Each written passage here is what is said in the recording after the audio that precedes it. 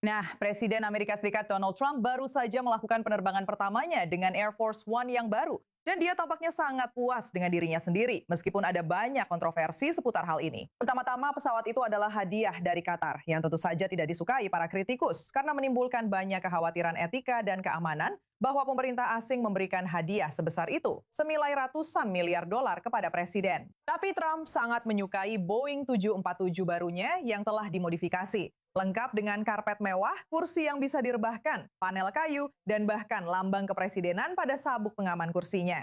Dan dia berterima kasih kepada Qatar atas hadiah barunya yang mengkilap itu. Tapi dengar ini, analis penerbangan sekarang mengatakan bahwa pesawat itu mungkin sebenarnya tidak dilengkapi untuk perjalanan internasional karena tidak memiliki sistem deteksi rudal dan antena komunikasi yang dimiliki Air Force One lama. Bagaimanapun juga, Trump berencana menerbangkannya ke KTT NATO di Turki minggu depan. Dia tampaknya tidak khawatir. Dan bersama kita sekarang adalah Matthew R.J. Brodsky, Presiden Red Axe Strategies dan Ketua American Center for Counterterrorism. Matthew, mari kita bicarakan hal ini. Pertanyaan etika seputar pesawat ini sudah ada sejak awal, tapi sekarang juga ada pertanyaan soal keamanan. Dari mana kita mulai? Jadi kita punya istana terbang, sebuah papan reklame kalau bisa dibilang, yang menunjukkan bahwa uang asing punya tempat khusus dalam kebijakan luar negeri Amerika. Sayangnya, sebagai seorang Republikan, kami selalu mengkritik pemerintahan Obama dan pemerintahan Biden karena kedekatan mereka dengan Qatar. Tapi Qatar benar-benar sudah tahu cara memainkan permainan pengaruh di Amerika Serikat dan bagaimana langsung menyasar ekosistem sayap kanan. Dan seperti yang telah kita lihat dari pemerintahan Trump, sangat disayangkan untuk mengatakan bahwa ada korupsi yang menyeluruh. Arsitektur di mana bisnis-bisnis swasta melibatkan anggota keluarga Trump. Bahkan apakah itu bisnis yang dijalankan oleh Don Junior atau ketika Anda berbicara tentang keluarga Witkoff, itu tetap sama. Qatar memahami bahwa mereka bisa membeli pengaruh di Amerika Serikat dan mereka benar-benar memberikan perhatian pada hal itu. Dan itu di luar miliaran dolar yang telah mereka habiskan untuk universitas-universitas kita di Amerika yang menghasilkan jenis protes seperti yang kita lihat sejak 7 Oktober. Jadi ini adalah masalah besar, sangat besar. Dan saya pikir sebagian besar orang Amerika yang benar-benar berpikir harus menyadari bahwa kita akan membutuhkan partai yang tidak sepenuhnya dibeli oleh Qatar dan kepentingan asing lainnya di Gedung Putih dalam waktu dekat. Benar, kita akan membahas itu sedikit lebih lanjut sebentar lagi. Tapi saya memang ingin membicarakan fakta bahwa kita melihat Qatar secara bersamaan menghadiahkan Trump pesawat Air Force One-nya, menjadi mediator dalam pembicaraan damai AR-Saka Iran, dan menjadi tuan rumah bagi pimpinan Hamas. Apa yang bisa kita simpulkan dari hal ini tentang hubungan Washington dengan Doha ketika Presiden IA Serikat bepergian dengan jet Qatar, sementara semua itu terjadi secara bersamaan? Maksud saya, ini menunjukkan bahwa kita terbuka untuk transaksi. Hal yang sama juga terjadi ketika Qatar dan Pakistan memimpin negosiasi dengan Iran. Saya rasa sebelum itu diumumkan, akan sangat sulit di Amerika Serikat menemukan orang Amerika biasa yang akan berkata, ya, Qatar dan Pakistan pasti akan mengutamakan kepentingan Amerika. Jadi ini benar-benar masalah besar. Dan sayangnya ini sangat jelas dengan pemerintahan ini karena Trump berbicara sangat positif tentang Qatar. Kita bisa melihat kembali, saya rasa itu tahun 2017 ketika Trump menyampaikan dari Gedung Putih bahwa Qatar telah menjadi salah satu negara sponsor terorisme terbesar. Tapi Anda bisa melihat bahwa dia membacakan itu dari catatan yang sudah disiapkan. Yang mana ini adalah hal-hal yang biasanya disadari oleh lembaga-lembaga pemerintah kita bahwa seorang presiden seharusnya mengatakannya.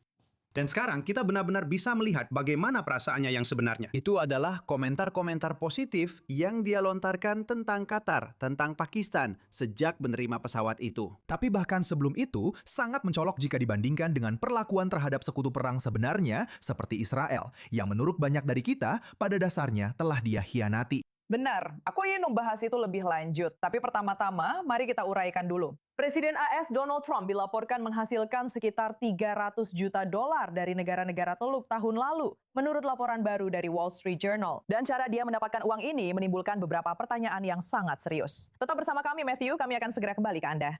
Sebanyak 263 juta dolar berasal dari penjualan setengah sahamnya di sebuah usaha kripto bernama World Liberty Financial kepada entitas yang didukung oleh seorang anggota keluarga kerajaan senior Uni Emirat Arab. Sisanya berasal dari para pengembang Timur Tengah yang membangun menara dan lapangan golf bermerek Trump di seluruh wilayah tersebut. Selain itu, lebih dari 1,4 miliar dolar total pendapatan kripto termasuk 635 juta dolar dari koin meme bermerek Trump miliknya sendiri. Meskipun diperkirakan 764 ribu investor kecil mengalami kerugian pada token yang sama. Ini adalah negara-negara Teluk yang sama dengan yang sedang dinegosiasikan Donald Trump untuk perjanjian damai, melancarkan perang di dekatnya, dan menerima pesawat kepresidenan dari mereka. Namun, Gedung Putih mengatakan bahwa tidak ada konflik kepentingan di sini.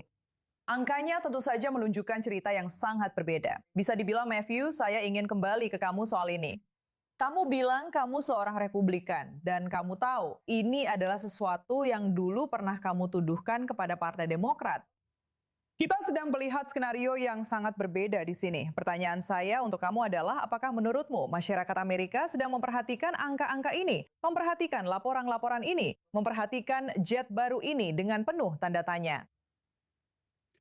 Saya tidak tahu apakah mereka sudah melakukannya. Orang-orang yang sangat terlibat dalam politik tentu saja melakukannya. Jelas, hal ini membuat bulu kuduk saya merinding, dan itu juga dirasakan banyak orang lain. Tapi masalah dengan jenis kesepakatan keuangan seperti ini adalah sangat sulit untuk diuraikan. Seperti yang kamu lakukan tadi, itu sudah sangat bagus, tapi itu hanya bisa menyentuh permukaannya saja. Tampaknya ada kesepakatan lain dengan Latnik yang merupakan bagian dari pemerintahan, dan ada kesepakatan di Kazakhstan yang akan menyusul. Ada beberapa hal yang membutuhkan seseorang untuk menyelidikinya. Perusahaan cangkang ini bekerja sama dengan perusahaan cangkang itu yang memiliki tingkat kepemilikan tertentu. Dari anak presiden ini atau anak Witkoff ini, jadi memang sulit bagi orang-orang untuk melacaknya. Dan itu sangat disayangkan karena dulu kita sangat marah soal hal seperti ini. Saya akan menyebut Hunter Biden, seorang seniman yang sangat tidak berbakat, menjual lukisan seharga jutaan, yang jelas-jelas seperti skema pencucian uang paling nyata yang pernah Anda lihat. Itu tidak sebanding dengan apa yang kita lihat, terutama ketika ada monarki Teluk dengan jumlah uang yang sangat besar siap membeli pengaruh. Dan sekali lagi, kita melihat hal ini sekarang juga dengan Qatar, di mana tiba-tiba Amerika akan memberi kemudahan kepada Erdogan saat dia mengancam akan menyerang Israel, bahkan ketika dia masih menampung aset militer Rusia. Ini benar-benar memberikan sinyal yang buruk. Saya berharap orang Amerika lebih memperhatikan hal ini, karena ada pepatah lama yang semua orang tahu, telusuri aliran uangnya. Nah, di sini Anda bisa menelusuri aliran uangnya. Mungkin butuh waktu, tapi pada akhirnya uang itu kembali ke aktor asing dan musuh yang jelas-jelas tidak memikirkan kepentingan kita. Benar, Matthew Brodsky, percakapan yang sangat mencerahkan menurut saya yang baru saja kita lakukan. Terima kasih banyak sudah bergabung bersama kami. Kita pasti bisa melanjutkan ini jika kita punya lebih banyak waktu.